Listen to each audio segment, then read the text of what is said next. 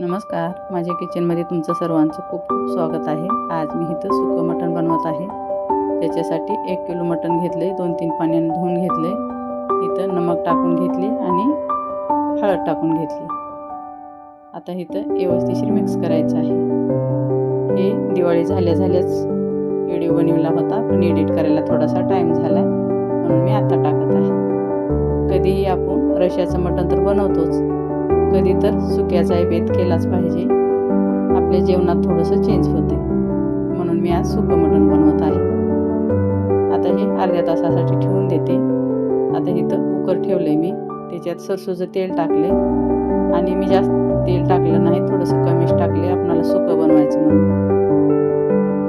2 मोठे कांदे कापून घेतले तर आणि हे टाकून दिले तेलात. आता ह्याला असंच आपल्याला परतत राहायचं आहे 4-5 मिनिटासाठी फुल गॅसवर.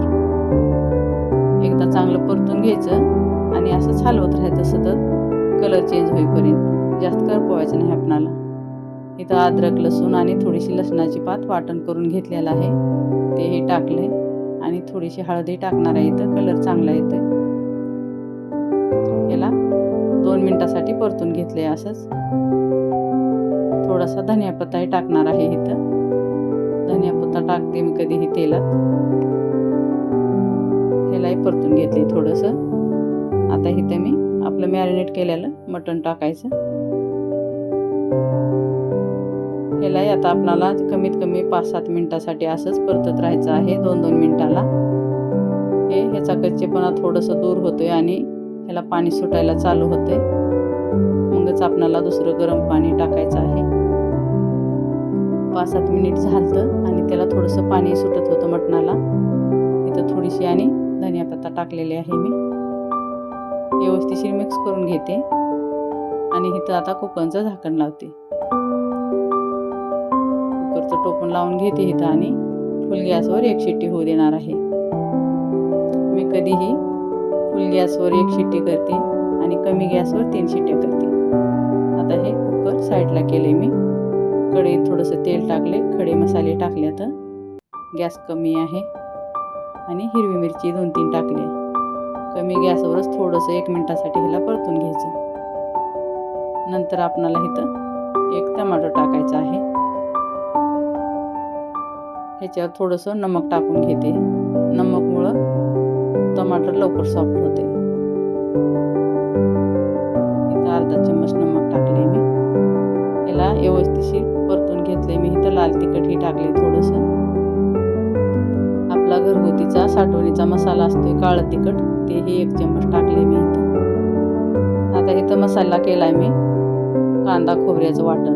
त्याच्यात मी धना, जिरा, सारे गरम मसाले हे टाकून हे तेलात परतून घेतले आणि त्याला पिसून घेऊन हे आपला मसाला बनवून तयार आहे. मी दुसरा मसाला टाकणार नाही. हे आपला घरीच बनवलेला मसाला सारा आहे. बिलकुल मी पाकिटचा मसाला टाकत नाही. कधीमध्ये टाकते, पण आज मी नाही टाकत. हे घरी बनवलेले सारे मसाले टाकलेत. हे व्यवस्थित झाले आपलं तेलात परतून. आता इथं कुकरचं टोपण काढून घेते. ह्याला हे मिक्स करून घेते. कढई मी साईडच्या गॅसवर ठेवलेली आहे. कधी आपण मटण शिजलं की एका पळीत काढून 1 पीस बघायचं आणि चम्मचनं तोडायचं. व्यवस्थित शिजले का ते बघून घ्यायचं. आता इथं मी जास्त पाणी नाही टाकणार म्हणून इथं थोडंच पाणी येऊ दिले. पीस सारे टाकले तर थोडंसं पाणी उरले कुकरमध्ये. इथं कमीत कमी मी 1 अर्धी वाटी एवढा पाणी टाकलेलं आहे. हे 5 मिनिटासाठी आपण हे पाणी सारा आटवून घेणार आहोत, म्हणजे मसाला सारा पिसला पोट होतो. 5-6 मिनिटासाठी ह्याला असंच परतत राहायचं आणि मसाला जळल ह्याची काळजी घ्यायची, किंवा ह्याच्यात खोबरं हे आहे त्याच्यामुळे जळू शकते फुल गॅसवर, म्हणून हलवत राहायचं सदा. इथं धनियापत्ता टाकून प्लेट बनवून घेते. व्हिडिओ पसंत आला तर लाईक, शेअर आणि सबस्क्राईब जरूर करा. कमेंटमध्ये नक्की सांगा कसा वाटला व्हिडिओ.